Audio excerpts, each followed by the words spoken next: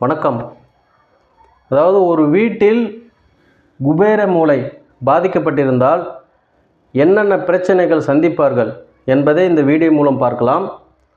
குபேர மூலை என்று சொல்வது தெற்கு மேற்கு சந்திக்கும் இந்த மூலைதான் குபேர மூலை என்று சொல்லப்படுகிறது. இந்த குபேர மூலை மிகவும் முக்கியமான மூலை.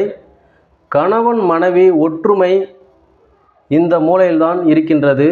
அதாவது இந்த மூலை பாதிக்கப்பட்டிருந்தால் நிச்சயமாக எவ்வளோ பெரிய மாளிகை இருந்தாலும் அதில் நிம்மதியாக இருக்க முடியாது. வீட்டை விட்டு வெளியே போக வேண்டும் என்ற எண்ண ஓட்டங்கள் அடிக்கடி வரும். கணவனும் மனைவியும் ஒற்றுமையாக இருக்க மாட்டார்கள். பணம் பிரச்சனை இல்லை என்றாலும் ஒற்றுமை என்பது பிரிவினை ஏற்படுகிறது.